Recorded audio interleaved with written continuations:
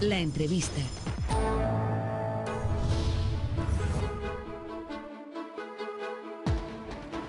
Muy buenas noches, ¿cómo está?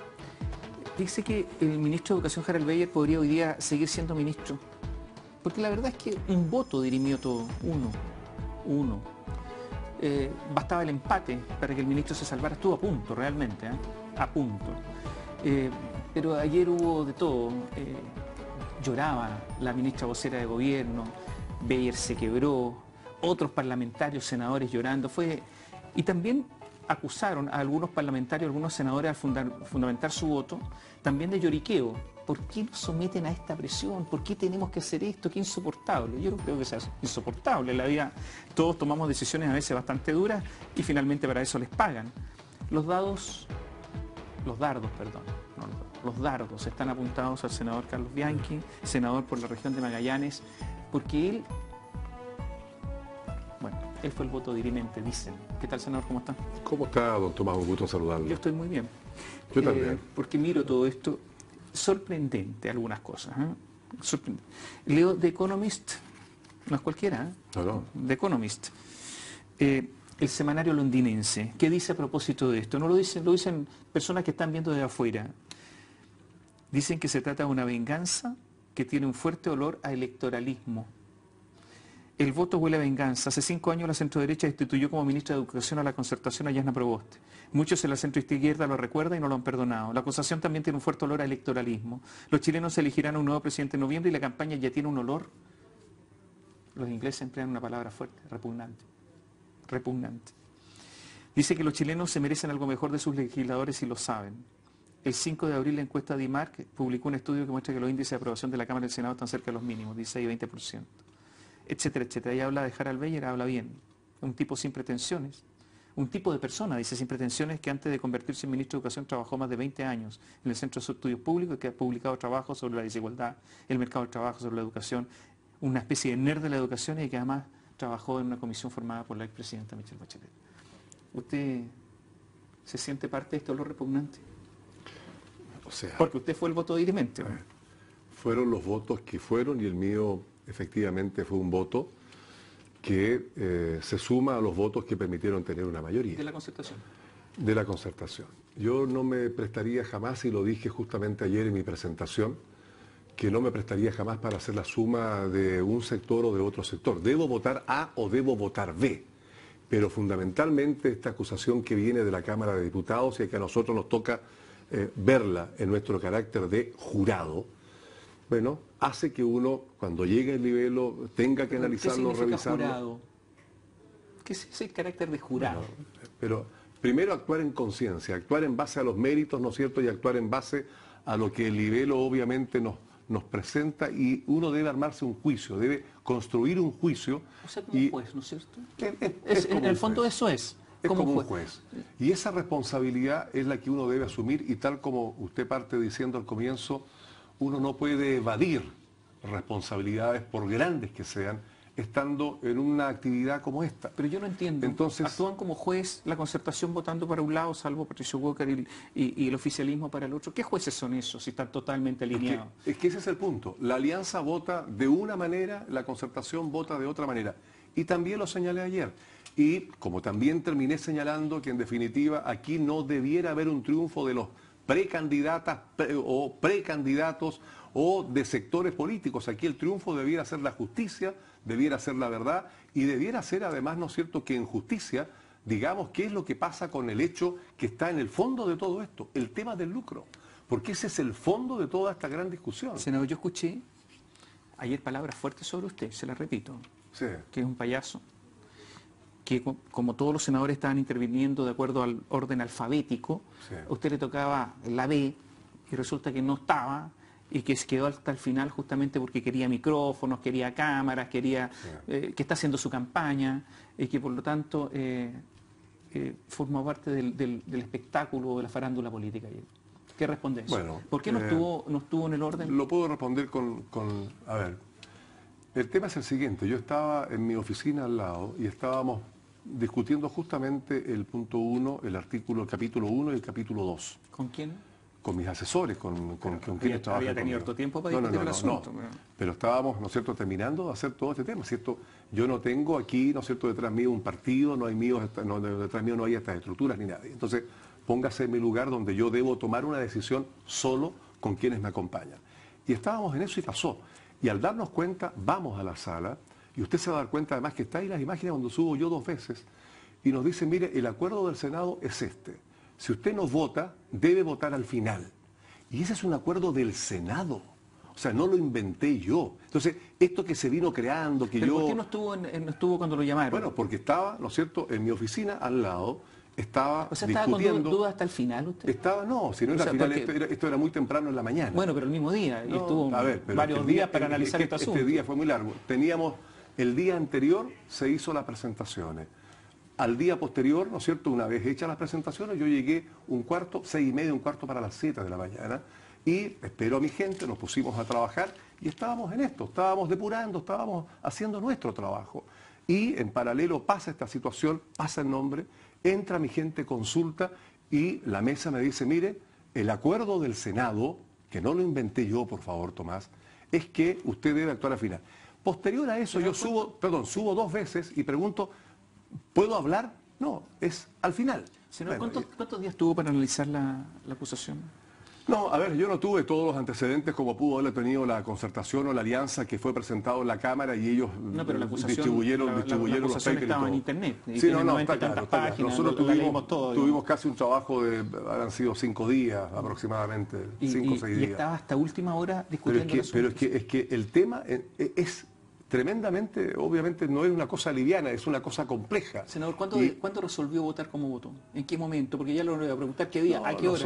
Nosotros, puede preguntarme qué día y a qué hora, si no tengo ningún problema. No, pero ayer lo resolvió, ¿a qué hora? No, si no se resolvió, si estábamos solamente, te fijas, viendo los detalles de lo que habíamos resuelto. Y tanto es así, que lo que ocurre es que cuando a mí se me dice, mire, ¿y por qué no vota de esta otra manera? No, porque tengo el absoluto convencimiento. ¿Tuvo presiones? Que lo que estoy votando, lo voy a votar. ¿Tuvo presiones? Hubo muchas presiones. ¿De quién? Bueno, pero conversaciones hubo. No, mire, no, presiones. Yo no puede conversar en la vida. recibí a los jóvenes, recibí a ministros, recibí a gente de la Alianza, gente de la Concertación.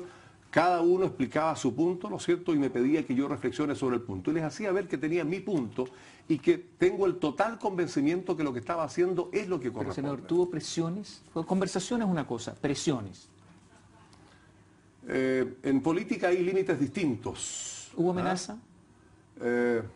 Hubo situaciones que pueden rayar en lo que puede ser una amenaza. ¿Una amenaza? ¿Quién lo amenazó?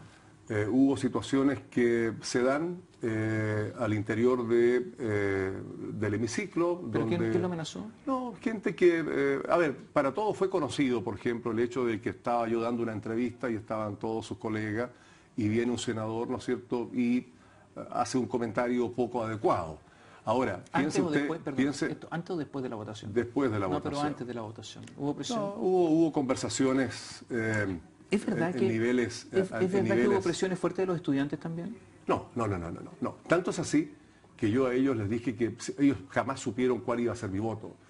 Y tuvieron muy poquito tiempo para hablar conmigo y les señalé las razones y el por qué. Y ellos lo entendieron. Senador, Harald Beyer y algunos han dicho, y la Concertación lo ha sostenido hasta el día de hoy, que Yanna Proboste estuvo mal destituida.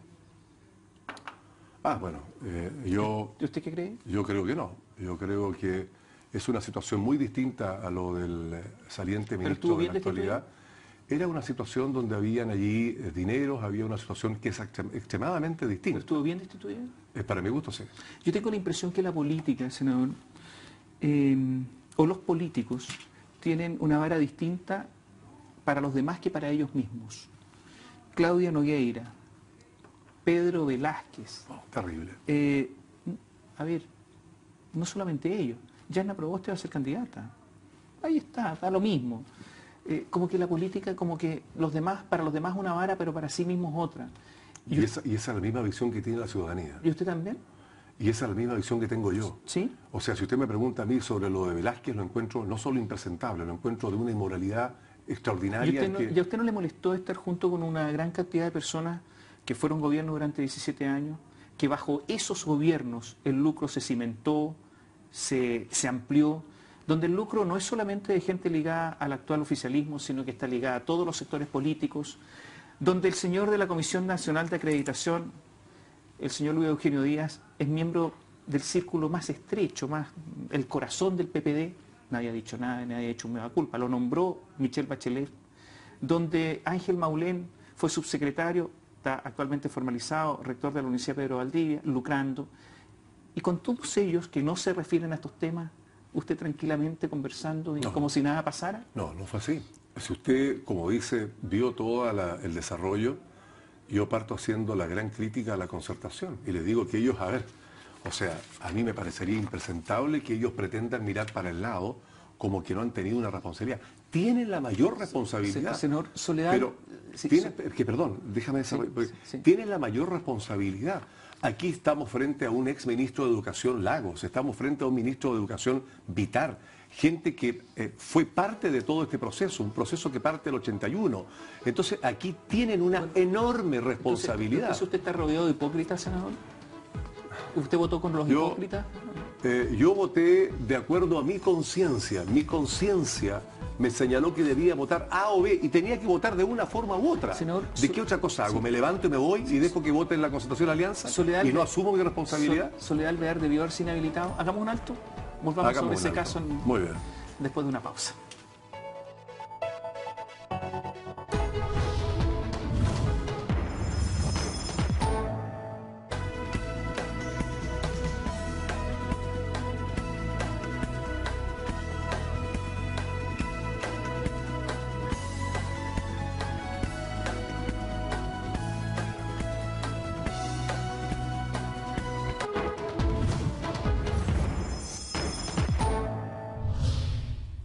Nos acompaña esta noche el senador Carlos Bianchi y la pregunta quedó pendiente. En la acusación constitucional contra General Beyer, ¿debió haberse inhabilitado a Soledad Alvear? El caso de Soledad Alvear, ella se inhabilitó en las otras votaciones que decían relación con educación. Yo pensé que ella se iba a inhabilitar en esta oportunidad, no lo hizo y entiendo que explicó sus razones. Ella es la que debe asumir el por qué no se inhabilitó. Hay cosas que, ¿sabe? Miro la política afuera. Ella y quienes tengan, obviamente, sí, claro, sean dueños de la universidad. Lo que pasa, en el caso de ella están los hijos, está el marido, ya es la Universidad Miguel de Cervantes. Es un negocio, es un negocio, por lo menos familiar. ¿Sabe, Tomás? Que ese es el tema. Es que yo no entiendo, ¿sabe? Llega Michelle Bachelet a Chile. Y Michelle Bachelet dice que lo primero que va a hacer, de todas las grandes desafíos que hay en Chile, el primero es enviar un proyecto de ley para eliminar el lucro. Entonces uno dice, bueno, pero a ver, perdona, si Michelle Bachelet dice que se necesita un proyecto de ley, o sea, una ley, quiere decir que hay un problema para fiscalizar esto, ¿no? Lo reconoce ella misma, ¿o no? Sin duda. Bueno, y entonces, ¿por qué Beyer sin ese proyecto de ley se tiene que ir? Lo que pasa es que... la ciudadanía entiende poco, muchas veces, pero la gente pregunta. Es probable. Ahora, en el caso del ministro, quien sea, tiene las facultades para poder fiscalizar. Y así lo ha dictaminado la Contraloría y así lo establece la ley. Ahora, efectivamente, él puede, ¿no es cierto?, además decretar una investigación. Y en el caso particular del saliente ministro, hubo denuncios concretos, que no fueron meras cartas, denuncios donde se le pidió se investiguen determinadas universidades por, ¿no es cierto?, concepto de que estaban lucrando. Y el tema del lucro, efectivamente, es el gran tema de fondo de toda esta discusión. Entonces me decían hoy día en un canal, me decían, mire, vea la cara del saliente ministro. Yo le decía, perdón, ¿y por qué usted no me pone la cara de quienes en la sociedad de Chile están endeudados hasta más arriba del cuello, que han tenido que rematar sus bienes para hacer que sus hijos puedan proseguir estudios superiores, porque el lucro tiene ese efecto perverso en la educación superior? Un senador dijo ayer, el lucro es legal. Claro que es legal el lucro, pero el lucro, perdóneme, en la educación privada superior no es legal. Y lo que debió haberse fiscalizado es la ilegalidad. Hago otra pregunta. El saliente ministro, con 25 años de expertise en materia de educación, ¿no sabe que existe el lucro en Chile? ¿Desconoce que el lucro existe? Usted, yo y quienes nos están viendo, ¿no saben que el lucro Senador, ¿sabe lo que pasa? Existe en nuestro país. Entonces, Entonces, cuando el que tiene que asumir la responsabilidad de investigar no lo hace, ¿cómo no asumir? Ahora, que no se... este es el tema. Se dice, mira, es que no se hizo antes. Entonces que no se haga nunca, que nunca se investigue. Y ese es el punto. Yo tengo la impresión que este es un baile de máscara, ¿sabes? Es probable. ¿Y sabe por qué se lo digo? Porque cerró la Universidad del Mar. Ya, la cerró. Cerró después de... Sí. ¿Cómo se...? Sí, claro. Sí. Con todo, No, sí. no, es que voy a lo siguiente. Yo he visto una actitud ambigua de la concertación respecto al cierre de la Universidad del Mar. Ah, sí, ha habido ahora que por qué la cerró y por qué sí. Y también de los estudiantes. Sí. A ver, porque aquí nadie dice nada de los estudiantes. Hay que tener valentía para decirlo también. Los estudiantes pueden acertar o equivocarse. Sin duda. Como todos nosotros. Todos, y yo también, usted, todos. Pero aquí como que nadie toca nada porque tienen temor, porque vienen las elecciones, porque en una de esas pierdo. Entonces están todos atemorizados. Porque no es conveniente, porque están todos atemorizados. Entonces, ¿sabe? Yo creo que es un baile de máscara. Porque cerraron una universidad, lo que piden es cerrar más, ¿no es cierto? Porque si hay lucro hay que cerrarla. Y resulta que cierran una y la actitud es ambigua. La actitud no es firme, no es seria. Porque si no se cierra la Universidad del Mar no hay que cerrar ninguna, porque en eso estamos de acuerdo. Sin embargo, veo que lo acusan, veo que lo destituyen. En una de esas hay buenas razones para destituirlo, no digo que no, pero las consecuencias, si hubiera actuado bien, yo en una de esas no lo habrían acompañado. Es que ese es el tema, porque con la Universidad del Mar no lo han acompañado. A ver. Usted se ha dado cuenta de eso, ¿no? Me he dado cuenta, entonces, ¿sabe lo que pasa? Me he dado cuenta del doble estándar, me he dado cuenta del doble discurso. Hay un baile de máscara. Pero este baile de máscara, Tomás, se da en... Mira, déjame colocar por lo menos un área más. Me tocó hacer a mí una reforma constitucional en materia de crear una AFP estatal de carácter social para poder competir con las AFP. Usted en educación puede, ¿no es cierto?, optar entre lo privado y lo público. En materia de salud, privado y público. En materia previsional, usted solo puede elegir de entre privado. Hicimos una reforma, la hemos llevado. Me encuentro con que dentro del directorio de todas estas empresas, adivine usted, uno para aquí, otro para allá, uno y uno, uno y uno. ¿Usted cómo entra si políticamente están absolutamente cubiertos y se van cubriendo? Entonces hoy día, con lo que usted acaba de colocar como ejemplo, en el caso de la Universidad del Mar, que es el ejemplo más extremo, más duro que se ha enfrentado, efectivamente han salido discursos de doble estándar y es un baile de máscara que yo no lo comparto, no lo comparto. Senador, yo escuché a diputados, por ejemplo Jorge Burgos, Jorge Sabaj, que ellos estaban convencidos de que no había mérito para aprobar la acusación constitucional y sin embargo la aprobaron por razones electorales, porque si vienen las elecciones. Jorge Sabaj lo escuché decir, ojalá que en el Senado se actúe responsablemente, como dice. No, por favor, si es así terrible, porque a nosotros nos llega un... Y resulta que Osaín Sabaj hoy día ha dicho, el senador, colegas suyos, es evidente que aquí hay decisiones que se toman viendo los cupos y viendo las elecciones. ¿Usted también viendo sus elecciones? Perdón, ¿en mi caso? Sí. No, yo ni siquiera sé si me reelijo o no, y si lo hago, pero lo haría la misma, no lo hago dentro del pacto ni nada. Está haciendo... Volvamos en un instante.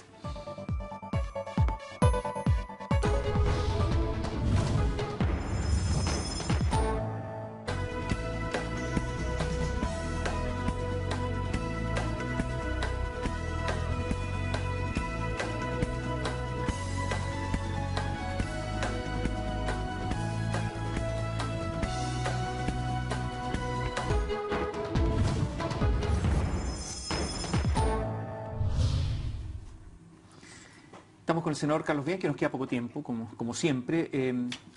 A ver, la confesión de parte, relevo de prueba, porque dicen que la confesión es la reina de las pruebas. Bueno, resulta que se ha confesado por algunos que están pensando en las elecciones y por eso votaron como votaron. No sé, no fue actuar como jurado, no, el cálculo electoral de los próximos meses. ¿Usted también? Sería lamentable que... ¿Pero usted también o no? No, ¿Por qué no? Porque va a elección usted igual. A ver, yo efectivamente, si es que voy a la elección, ¿no es cierto? Pero no estoy dentro de... ¿Con quién va a ir? ¿Usted me va a creer esto? Si llegara a ir, voy solo, sin pacto político, en ninguna lista de ningún partido. Lo que pasa es que está bien peleado con otros sectores en la región. ¿Con qué sectores de la región? De Miodras Marino, con Marinovich, ¿no? Está bien peleado, o sea, incluso hay querellas de por medio. Por parte de él hacia mí. Sí, pues ustedes fueron aliados. Para poder sacarme, ¿no es cierto?, por una vía distinta a la democrática. Ustedes fueron aliados, o sea, ¿tienes problemas? Sí, fuimos aliados y yo lamento... En una de esas yo le podría decir, está tan solo que va a ir solo, no sé. No, voy a ir exactamente como si voy a ir exactamente como fui la primera vez, solo. O sea, yo la primera vez fui solo, salí electo solo. Llevé al diputado Marinovich, que en esa oportunidad no ganó. Luego lo motivo a que se vuelva a presentar, ganó. Y a poco andar, él toma una decisión personal, de estar detrás de otras estructuras. ¿Y lo demás? ¿Qué estructura? De otras estructuras, partidos. ¿Lo demandó por 700 millones de pesos? Demandó por 700 millones, bueno, una demanda civil que está corriendo en paralelo, está en manos de abogados y nos ha ido muy bien, gracias a Dios, porque tenemos la verdad de nuestro lado. Ahora, el tema no es ese, el tema es que yo voy a ir, si es que llegara a ir, Tomás, en la misma condición que fui originalmente. Señor. No tengo otra, o sea, yo no puedo engañarme a mí y engañar a mis electores. ¿Qué candidato presidencial le gusta? No me va a decir que ninguno, con alguno tendrá más cercanía. No, no tengo cercanía con ninguno. No, pero es que si me preguntan en serio, está preguntando en serio. Cercanía ideológica, con alguno. Hoy día creo que sinceramente están absolutamente al debe. Nadie ha presentado propuestas que a uno... Es que yo también soy de apasionarme con algo, de interesarme con algo, ¿no? Es que no estoy en esa lógica que... No perdón, tiene candidato. Perdón, o sea, déjeme un poco lo que probablemente interpreta a muchos chilenos, la mayoría del país. Nosotros no estamos dentro de esa estructura de que si se presenta Juanito Pérez, uno, aunque no le guste, tiene que votar por Juanito Pérez. No, yo tengo la absoluta libertad para que primero me seduzcan, primero vea cuáles son sus propuestas. Y si no hay propuestas en materias relevantes para el país, mira, la tendremos también que hacer exigir. Senador, para entender bien, hay que fiscalizar el lucro en las universidades. Sí, pero por favor, eso es lo primero, y que la suma. Perdón, y meterlos a todos presos. Pero mira, sin lugar a duda, pero por favor, si eso es un delito. Cerrar esas universidades. Es un delito. Cerrar las universidades. No, y ahí hay un tema, y ahí hay un punto. El tema extremo de cerrar la universidad trae un efecto brutalmente negativo. No, pero no. Tendrá que haber un proceso. Pero los efectos, senador, y el Estado tiene... Es que, a ver, el efecto sobre Beyer es que había una sanción. Acá también tiene que haber una sanción. No, lógico. ¿Usted piensa en qué piensa? ¿En morigerar los efectos? No, por favor. Si hay un delito, tiene que haber responsabilidad del delito. Es un delito el lucrar con las universidades privadas. Sí, es un delito y usted lo sabe, yo lo sé y lo sabe todo el país. Y a vista de todo el país, Tomás, se ha venido llevando adelante este proceso de lucrar con la educación. Si ese es el punto de fondo, y me alegra que se tome el punto de fondo en este diálogo. Esa es la esencia de toda esta discusión. ¿Hay fariseos acá o no? Sí, claro. ¿Sí? Sí. ¿Y usted está con ellos? No. ¿Conversa con ellos? No. No, yo tengo dos amigas muy íntimas, con ciencia y prudencia. Trato de tenerlas a diario al lado mío. No siempre puedo. Se nos fue el tiempo. Gracias. Gracias a usted. Senador Carlos Bianchi estuvo con nosotros esta noche. Buenas noches.